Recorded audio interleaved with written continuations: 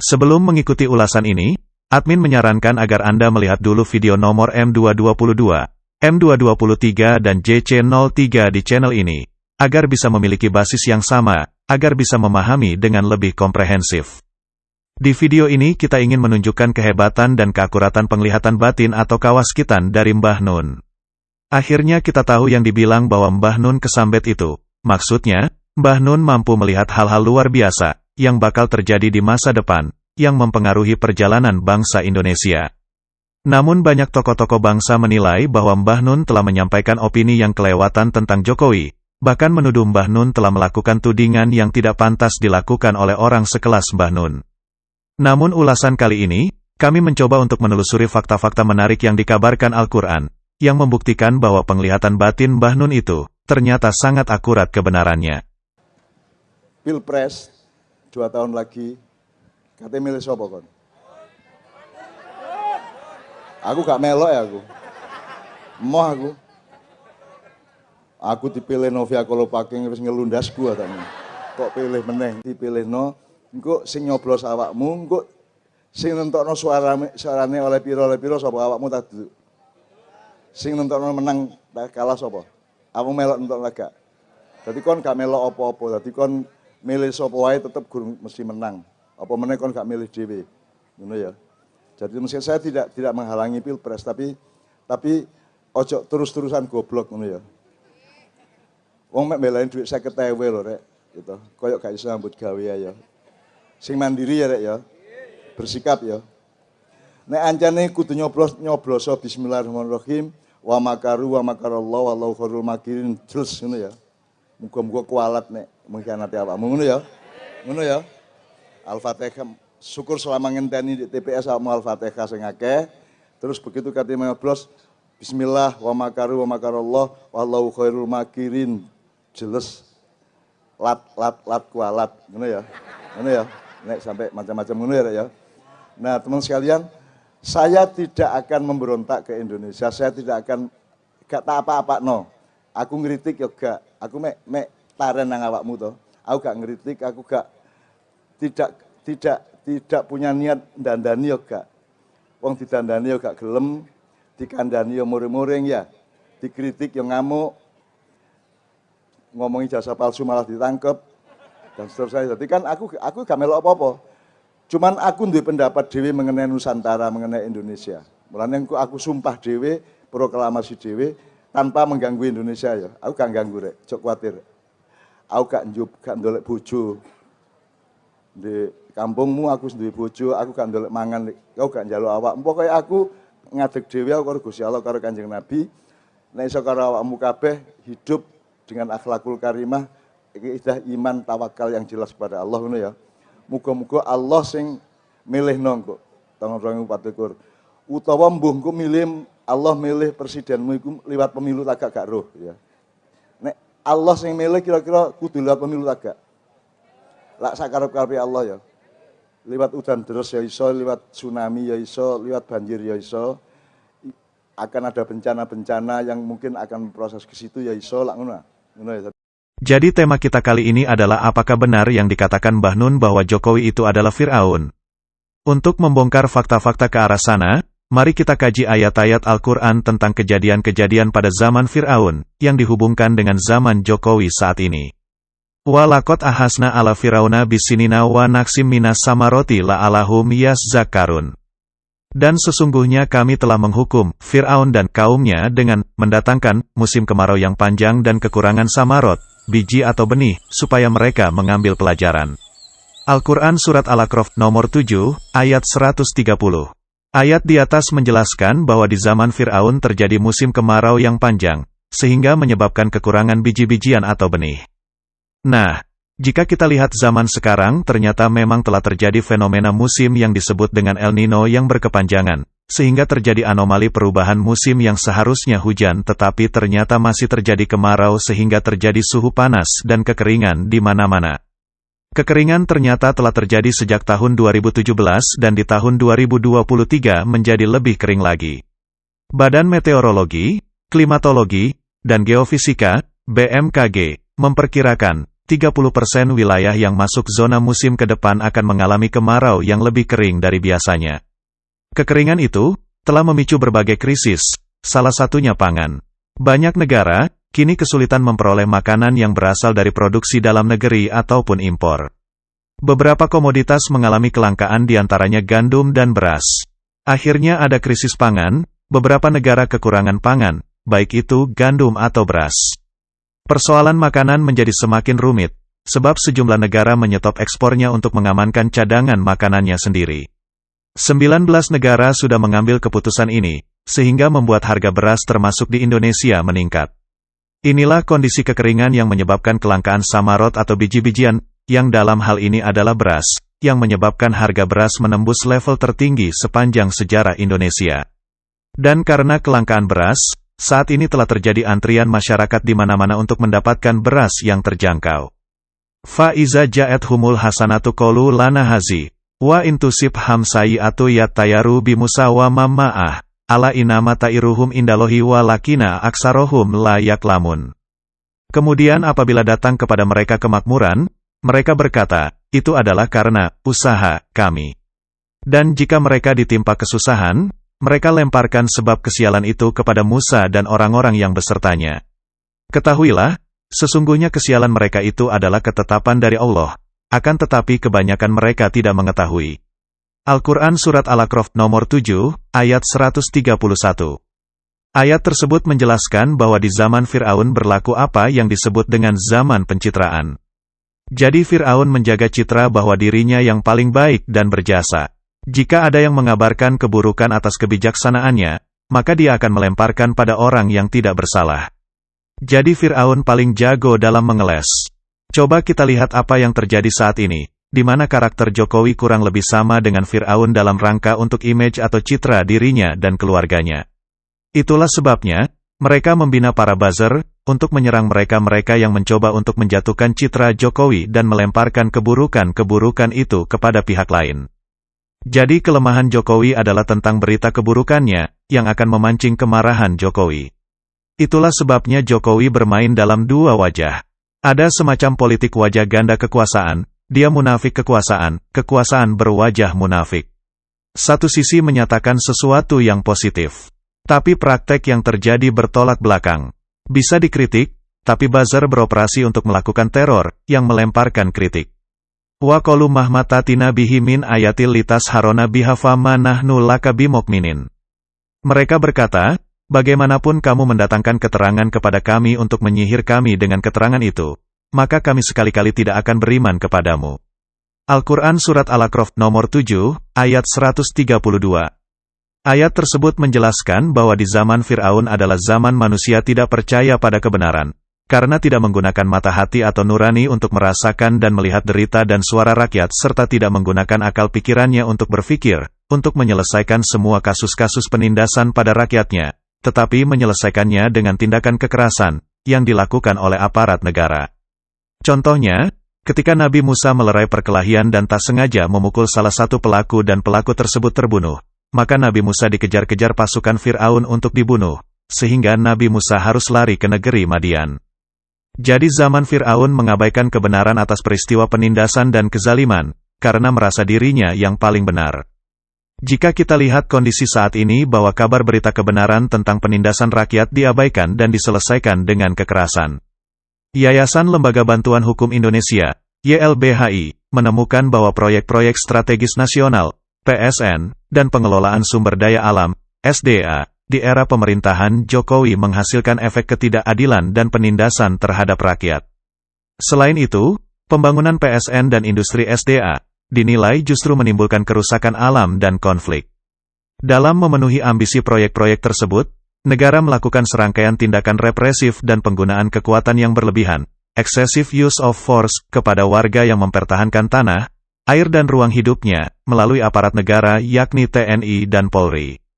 Fa'arsalna alaihimut tufana wal jaroda wal kumala wat dafadi awat dama ayatim mufassalat, fastakbaru wa kanu qaumam mujrimin.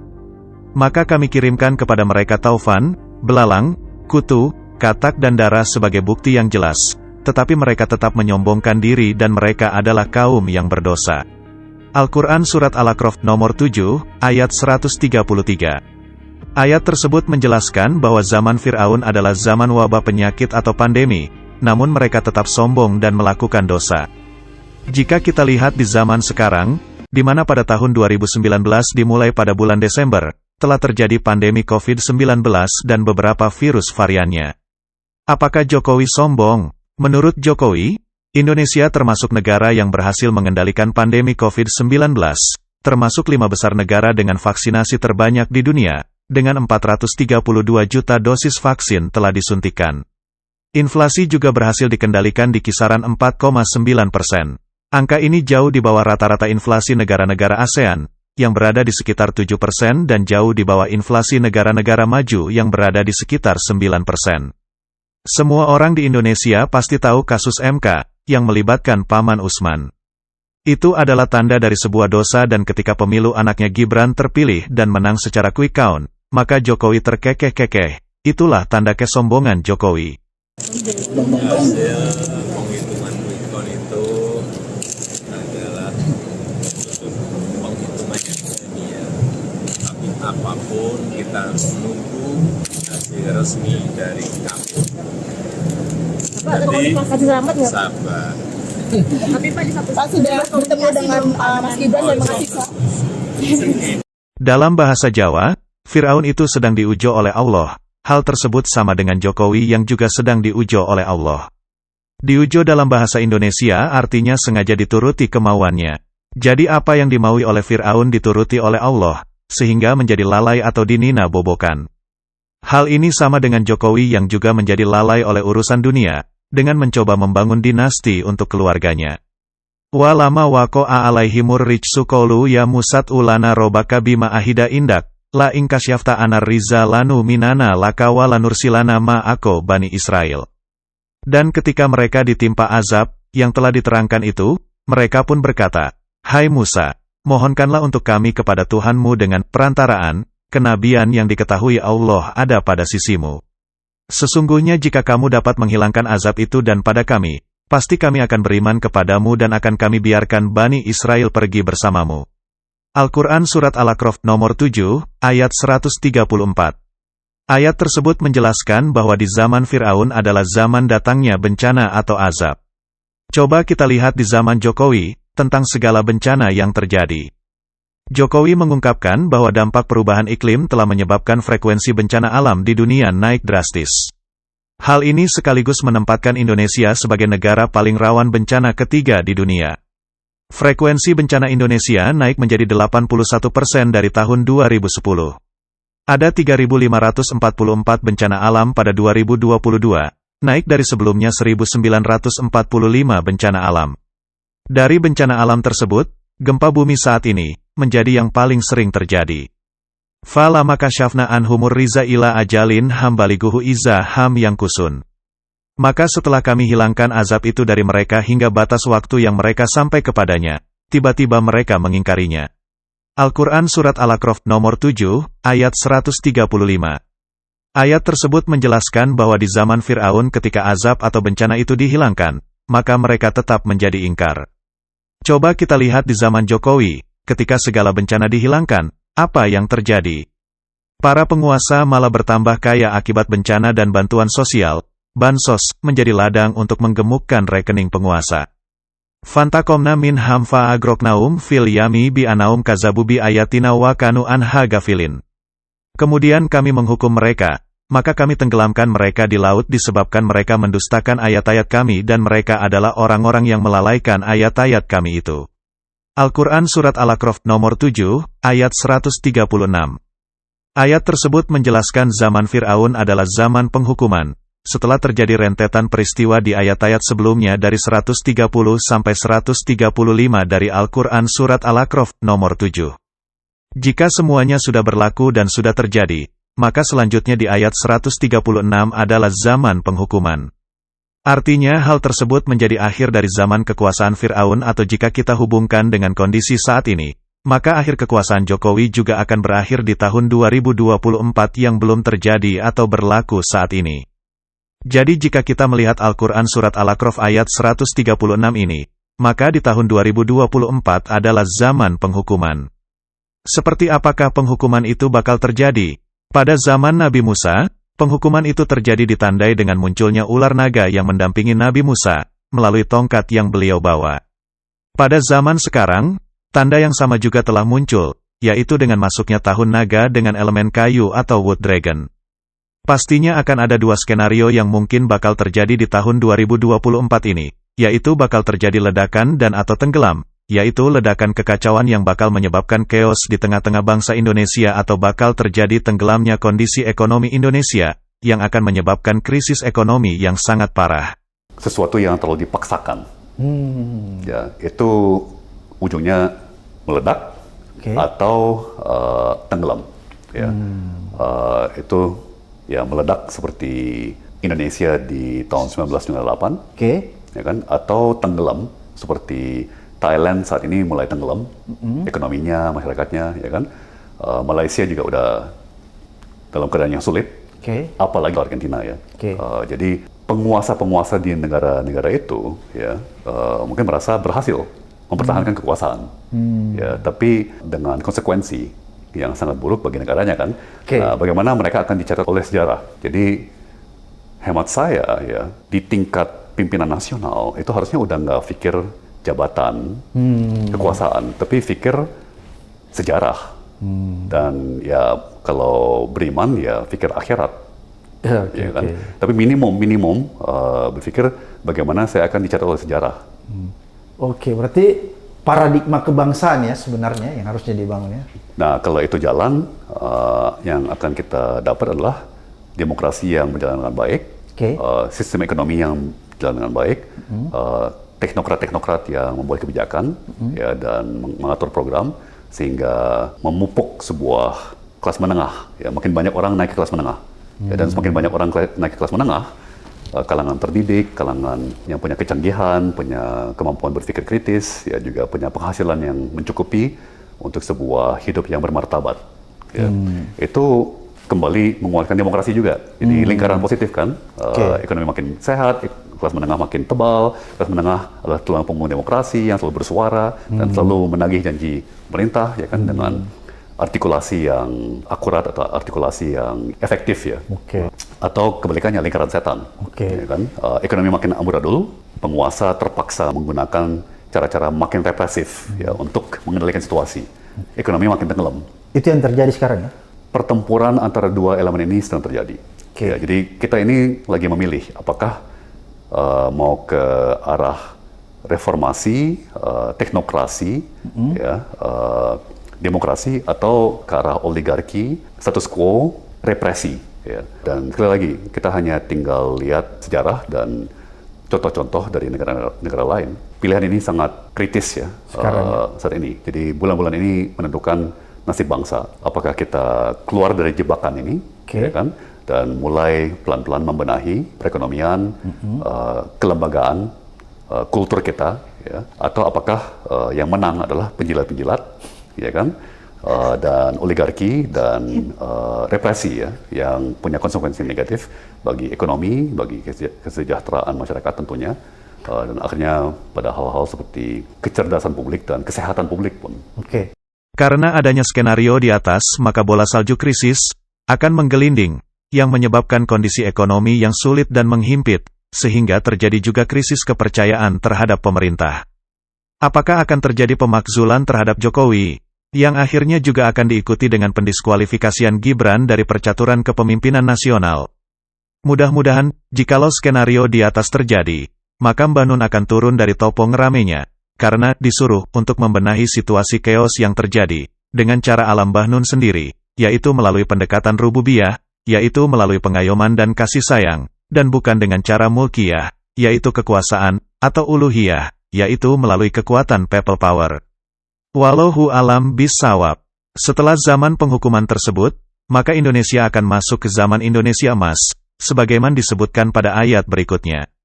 Wa aurasnal qaumolazina kanu yustad'afuna masyarikol ardi wa magoribahalati barokna fiha. Wa tamat kalimatur rabbikal husna ala bani Israila bima sobaru.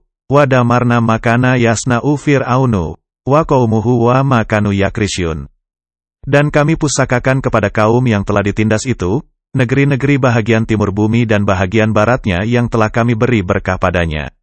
Dan telah sempurnalah perkataan Tuhanmu yang baik, sebagai janji, untuk Bani Israel disebabkan kesabaran mereka. Dan kami hancurkan apa yang telah dibuat Fir'aun dan kaumnya dan apa yang telah dibangun mereka. Al-Quran Surat Al-A'raf nomor 7, ayat 137. Ayat tersebut menjelaskan bahwa zaman Fir'aun telah berakhir setelah penghukuman, dan beralih ke zaman era kerajaan Nabi Musa, di mana jika kita refleksikan pada kondisi Indonesia saat ini, maka artinya Indonesia akan masuk ke era Indonesia emas.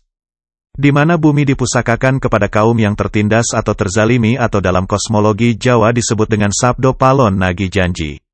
Siapakah yang bakal mendapat mandat pusaka tersebut? Kita akan bahas pada konten tersendiri. Di manakah kerajaan Nabi Musa dahulu? Seperti yang sudah kita sampaikan, bahwa Nabi Musa bergelar Maharaja Kudungga Anumerta Dewa Warman, gelar ini sama dengan kisah yang tertulis pada Al-Quran Surat Taha, nomor 20, ayat 11-23. Lebih lengkapnya, silakan dilihat pada video M2-23. Kerajaan Nabi Musa itu beribu kota di Kutai Kartanegara atau kota besar ibu kota negara, yang saat ini sedang dibangun Ibu Kota Negara Nusantara atau IKN. Jadi apakah itu sebuah kebetulan? Itulah yang disebut dengan cokro manggilingan, atau putaran waktu perjalanan bumi, yang akan berulang. Apakah benar yang dikatakan Mbah Nun bahwa Haman itu adalah Luhut? Kisah Haman dikabarkan pada Al-Quran Surat Al-Mukmin, nomor 40, ayat 36-37, bahwa Fir'aun meminta Haman untuk membuat bangunan tinggi atau gedung, agar dia bisa sampai ke pintu langit, sehingga dapat melihat Tuhannya Musa. Faktanya yang terjadi saat ini, bahwa Jokowi memerintahkan Luhut mencari investor, untuk membangun gedung-gedung di Ibu Kota Negara Nusantara atau IKN, yang berada di tempat berdirinya Ibu Kota Negara Kerajaan Nabi Musa dulu. Jika dihubungkan dengan prediksi Mbah Nun, maka ayat berikut akhirnya sangat terkorelasi dengan kondisi lingkaran Jokowi, saat ini. Dan berkatalah Fir'aun, "Hai Haman, buatkanlah bagiku sebuah bangunan yang tinggi supaya aku sampai ke pintu-pintu, yaitu, pintu-pintu langit, supaya aku dapat melihat Tuhan Musa dan sesungguhnya aku memandangnya seorang pendusta." Demikianlah dijadikan Fir'aun memandang baik perbuatan yang buruk itu, dan dia dihalangi dari jalan yang benar, dan tipu daya Fir'aun itu tidak lain hanyalah membawa kerugian. Al-Quran Surat Al-Mukmin, nomor 40, ayat 36-37. Demikian analisis kejatuhan Jokowi dan dinastinya, dihubungkan dengan fenomena yang terjadi pada zaman Fir'aun dan Nabi Musa dahulu yang admin coba jabarkan, dari ketajaman penglihatan batin Mbah Nun, tentang Jokowi dan Fir'aun. Saya pernah mengalami reformasi dan saya juga tidak bisa menanggung akibatnya, maka saya juga tidak akan melakukan reformasi kedua, sebagaimana 1980. Jadi saya sangat berhati-hati, jadi saya sekarang ini, untuk sementara saya hanya mengandalkan kalau Allah kerso memberi keajaiban kepada Indonesia, maka saya akan merasa lebih tenang. Dan saya ngomong keajaiban bukan karena saya bermimpi, tapi karena saya mempelajari. Karena bangsa Indonesia itu bangsa yang memang agak khususon, agak punya fadilah tertentu dibanding bangsa-bangsa lain. Dan itu sudah saya eksplorasi di beberapa naskah drama yang terakhir itu ya. Saya sudah ngomong mengenai dari iblis, warga, malaikat sampai Betara Narada, sampai lautan 2/3, sampai macam-macam, kan tak jelas ke kabeh. Dan itu semua hasil penelitian saya. Jadi saya mohon keajaiban itu karena saya tidak bisa menemukan nenek neng dapure konco-konco sa Indonesia iki ya mengono kuwi. Itu kan. Engko wis demo setengah mati ning dalan agak dawa sithik engko mlebu gang.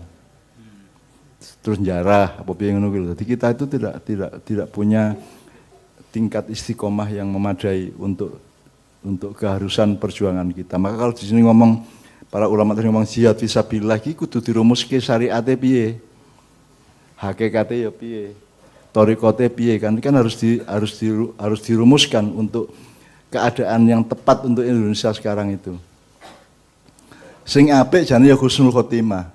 Sing apik iki ya fenomena keempat adalah bukan kudeta, pokoknya ngejak sing mimpin saiki ngomong-ngomong maknyahan sidik 1-2 jam nanti dia mulai khusus dari revolusi itu dilakukan oleh Hernandez Handoko itu. Hernandez Handoko sak bawah-bawahane melakukan revolusi internal Indonesia, bukan revolusi untuk menggulingkan pemerintahan, revolusi untuk memimpin perubahan yang dinamis, yang agak radikal ke dalam dirinya. Sebab saya sendiri kan, kepada diriku kan aku ini radikal teman sekalian. Aku ora ndek kewajiban apa-apa kok gawe makyah ya ora wajib kok.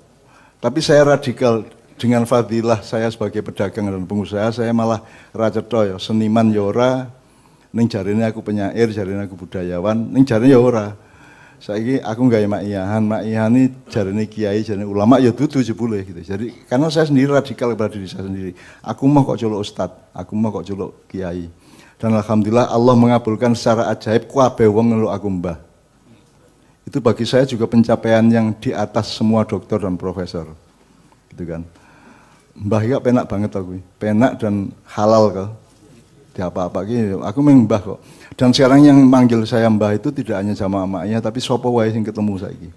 Ning rest area, ning WC, ning toilet apa ning terminal, ning pom bensin, semua itu manggil mbah. Dan saya agak kagum sama Allah, kok iso-isone lho kabeh wong dikai hidayah untuk nyeluk aku mbah gitu. Sampai jenderal-jenderal sekarang sejumlah jenderal manggil saya sudah mbah. Gitu ya. Jadi ya ini Nabi Muhammad ya orang nyuruh aku mbah itu. Ya ora no. Edan po. Pemenang ku Nabi Ibrahim ngundang aku mbah, aku isin dhewe to. Ampun ngoten to. Ampun ngoten to. Aku nek ketemu Nabi sing rada najis, Nabi Yusuf ngono. Ketemu aku ning swarga, mbah niye ngono kuwi. Ya ora penak. Tapi pokoknya saya bersyukur karena saya tidak ikut algoritma kapitalisme, industri, dan modernisasi yang sekarang gitu loh. Jadi saya pokoknya karo kowe iki kan hubungannya beda. Tali antara hatiku dengan hatimu itu muatannya beda dengan tali-tali yang pernah ada di kehidupan selama ini. Ngono ya, ngono ya. Jadi saya minta keajaiban kepada Allah itu betul-betul itu juga keperluan pribadi saya dalam urusan yang sangat pribadi orang yang maknya dan Indonesia. Aku juga membutuhkan keajaiban karena sangat banyak hal yang saya tidak bisa merubahnya kecuali Allah merubahnya. Dalam urusan rumah tangga, keluarga, urusan pribadi banyak sekali yang saya tidak mampu. Kita hanya mengandalkan hidayah. Di progres juga ada keperluan untuk mengandalkan keajaiban dan hidayah dari Allah Subhanahu wa taala. Oke, kalau bukan keajaiban tingkatnya ya mungkin hidayah lah. Pokoknya Allah memberi hidayah kepada yang memang memerlukan itu sehingga ada perubahan yang baik untuk republik kan seluruh bangsa kita, ngono ya.